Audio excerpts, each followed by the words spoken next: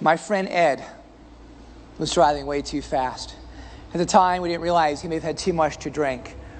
Ed lost control of the wheel of that car, and he crashed into a mound of sand, sending that car hurling into the air before tumbling back to earth. One of the first times that I came to, that's when one of my doctors said this.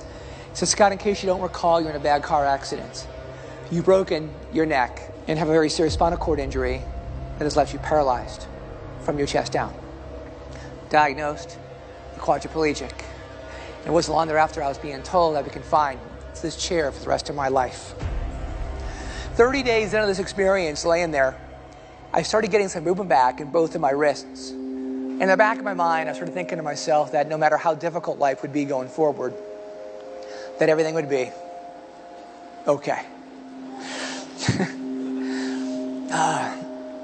When I first started pushing a wheelchair, that's when one of my doctors, though, pulled me over. And he goes, Scott, look, we know you're getting some movement back in your arms. Not uncommon, but I think now more than ever, you need to understand the seriousness of your spinal cord injury and come to realize that the movement that you're getting back in your arms is as good as it's going to get. I don't know if that is exactly what he said, but what I heard was, you might as well go ahead right now and give up hope. Give up hope in the idea you'll ever come out of this chair. But the problem was, I bought into his words. My vision darkened. And to make matters a little more difficult for my parents, they were 2,000 miles away, and I literally stopped taking their phone calls. 4 days later, Dad got me on the phone, and he demanded to know what was wrong. So I made an executive decision to tell him. And all he said was this: I was out there 2 weeks ago for your birthday. Your attitude was off the charts. Remember how I reached down, put my arms under your arms, and hoisted you into the upright position? Do you recall what that felt like? Of course I do. Will you do me a favor? Will you go back and recapture that mindset and re-own it again?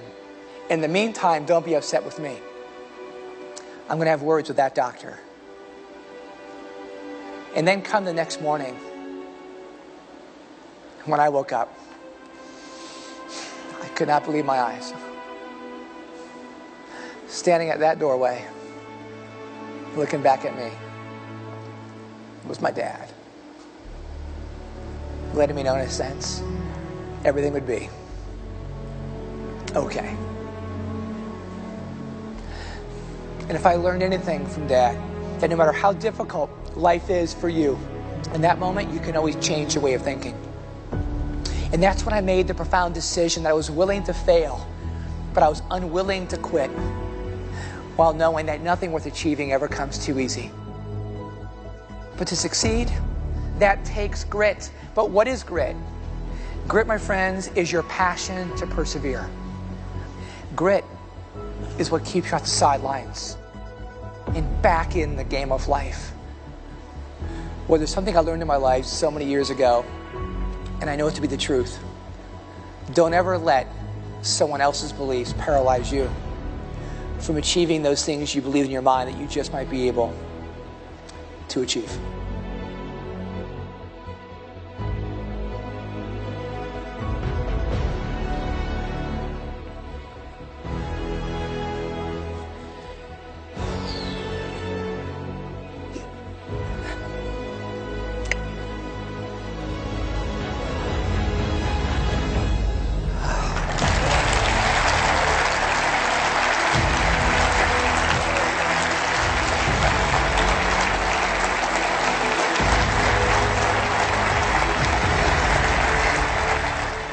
If you are looking to thrive, to beat the odds, and achieve extraordinary results in your own lives, don't give up too soon.